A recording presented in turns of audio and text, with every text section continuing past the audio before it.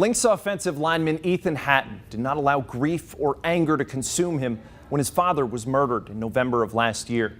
Instead, he channeled that weight into football, a sport he will continue playing at Southeast Missouri State next fall. And as remarkable as Ethan's achievements are, it's his perspective on the situation and on life that we should all listen to. The silence is what weighs the heaviest on the Hatton family.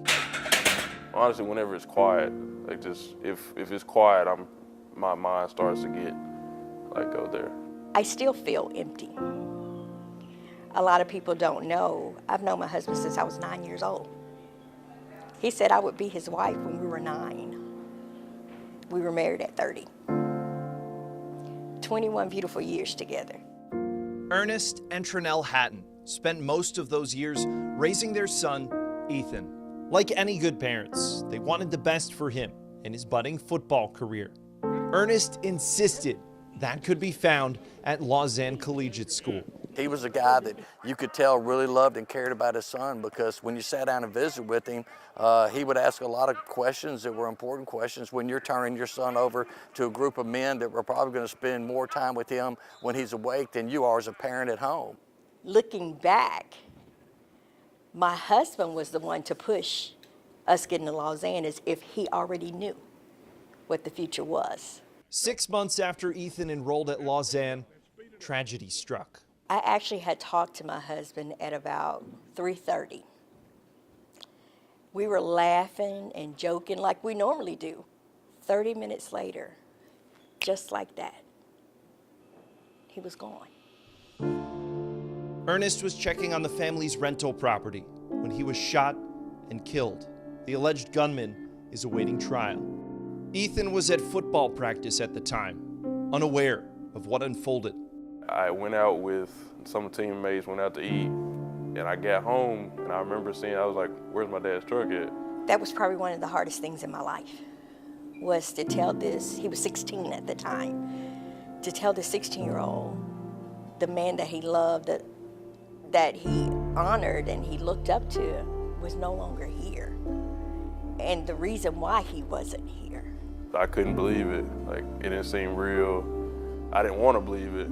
After a sleepless night, Ethan chose to go to school and to practice the next day. I talked to him that night, the night of, and I said, hey man, just don't worry about coming to practice. Right now you got to take care of yourself, you got to take care of your mom, and if that means, you're done with football for the rest of the season, so be it. But I was like, I can't stop. This is what keeps me going. Football, I was able to take out my aggression, and I was able to take out all the emotions that I had in me. I needed football. So you played that Friday? Yeah. Really? Yeah. And it meant that much to you to just not miss a week? It was, I couldn't let my team down. I knew that, I was a piece of that team, and they needed me. So I couldn't, I knew my dad would want me to play. There you go. That mentality fueled Ethan on the field and in the weight room.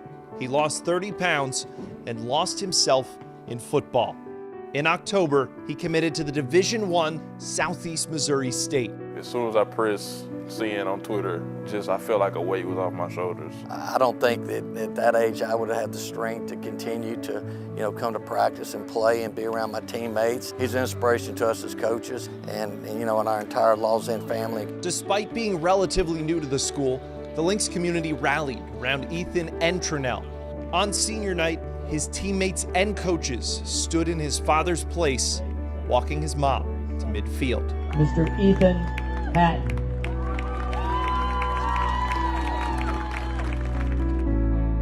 I was thinking about him the whole time. I was like, I'm gonna hold it together, I'm gonna keep it in. But then when I saw that my teammates were walking my mom out, it was like I couldn't hold it no more. I don't think it was a dry in the place. It meant a lot to him, and it helped him. He was hurting and he struggled that day. It was a rough day for him, but that night he felt loved and supported. It's that love that's helped the Hattons rise above the feelings of anger and emptiness, even when it's quiet. The very next day he got up. He said, Mom, we may never understand hate because we don't hate. And that's how we operate in our home. How is it possible not to hate? I feel like as people, we have to realize that just hating is what caused this whole situation. So what is me hating a person? It's not solving anything. And all it's doing is putting me down, it's putting my mind in a bad place.